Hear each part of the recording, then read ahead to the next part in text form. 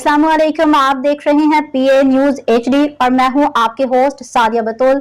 शामिल करते हैं आज की अहम खबरें। लाहौर बानी PTI की रिहाइशगाह के बाहर इस्लामाबाद पुलिस पे मुबैना हमले के मुकदमा पे सेनेटर शिबली फराज के नाकाबिले जमानत वारंट गिरफ्तारी जारी कर दिए गए, जबकि 9 मई के वाक़यात पे दर्ज मुकदमात में बानी PTI की बहनों शाम मुदकुरेशी, असद उमर और आजम सवाती की अबूरी जमानत में 19 सितंबर तक की तौसीह कर दी गई।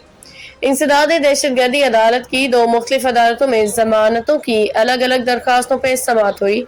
लाहौर की इंसदाद दहशतगर्दी अदालत में 9 मई को जिना हाउस जलाओ घिराव समेत 4 मुकदमात की समाअत हुई। अदालत ने असद उमर की 3 और आजम सवाती की 4 मुकदमात में अबूरी जमानत में 19 सितंबर तक तौसीह कर दी। एडमिन जज मंजर अली गुल ने आइंदा समाअत पे मुलज़िमों की अबूरी जमानतों पे दलाइल तलब कर लिए। असद उमर ने मीडिया से गुफ्तगू में कहा कि सजाएं पाने वाले अफराद जब ऊपर की अदालत में जाएंगे तो इंसाफ मिलेगा। इस वक्त PTI वालों के पास एहतजाज के अलावा कोई और रास्ता नहीं बचा।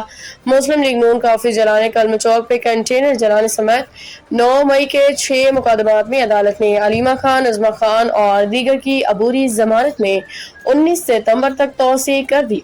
ऑपोजिशन लीडर उमर अयूब, फवाद चौधरी, बानी PTI की बहनों अलीमा और उज़मा खान ने एक रोजा हाजिरी मुआफी की दरख्वास्त दायर की।